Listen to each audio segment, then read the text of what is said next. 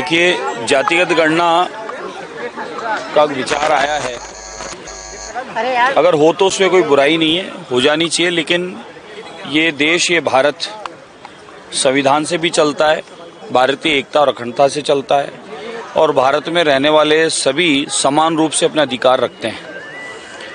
ठीक है, वो एक गणना के आधार पे, काउंटिंग के आधार पे, वैसे तो काउंटिंग है, लेकिन कोई अगर ऐसा फिर विषय आया है तो उसमें कोई विचारणीय बात नहीं है।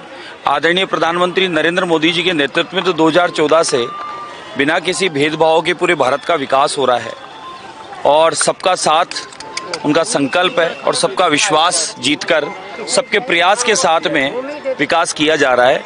तो इसलिए काउंटिंग हो तो उससे क्या फर्क पड़ता है, देश का विकास तो निरंतर आदरणीय प्रधानमंत्री मोदी जी उसको लेकर कर ही रहे हैं। संघ ये कह रहा है राजनीति नहीं हो, उसमें प्रगति के लिए हो तो कोई दिक्कत नहीं, राजनीति नहीं होनी चाहिए जाति। बिल्कुल प्रगति के लिए ही है काउंटिंग, होता है तो अच्छी बात है, सैर स्वीकार है, स्वागत है।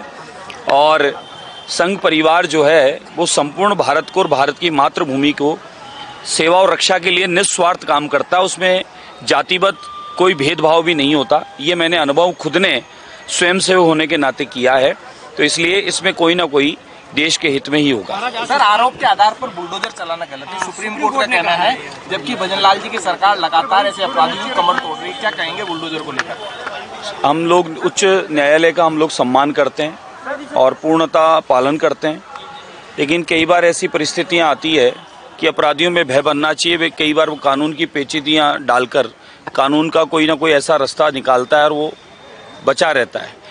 आदरणीय प्रधानमंत्री नरेंद्र मोदी जी के आने के बाद देखिए, अपराधियों को तुरंत सजाएं हो रही है, भले वो आतंकवादी हों या अन्य हों या देश के भ्रष्टाचारी हों। उसी प्रकार से यूपी में देखा, आदरणीय योगी जी आने के बाद में अपराधी रास्ते निकालता था, जेलों में रहकर भी बचा रहता था, लेकिन आदरणीय योगी जी आए और एक मार्ग निकाला कि अपराधी बच नहीं पाए किसी भी रूप में, तो अपराधियों की संपत्तियों को भी जब्त किया गया और कानूनन तरीके से काम किया गया है।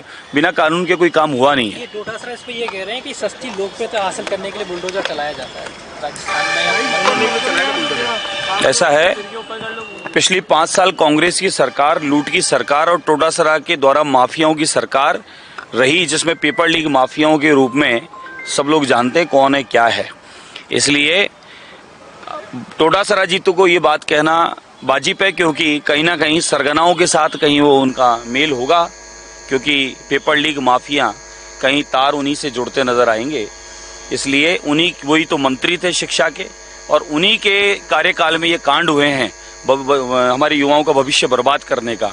इसलिए डोटासरा साहब तो जो कह रहे हैं, वो कह रहे हैं, जो उनकी पीड़ा क्या है वो हम लोग समझ रहे हैं। उनकी पीड़ा यही है कि कहीं कोई अपराधियों के संपर्क में कहीं वो रहे हों, या अपराधी किसी प्रकार के पेपर लीग माफियाओं के कहीं उनसे तार न मिल जाए, तो इसलिए वो पहले अपना बचाव कर रहे हैं। बाकी तो पिछली कांग्रेस की भ्रष्टाचार की सरकार, लूट की सरकार, 5 स्टार होटल में रहने वाली सरकार, जिन्होंने युवाओं का भविष्य भी बर्बाद किया और माताओं बहनों की असुरक्षा भी रही।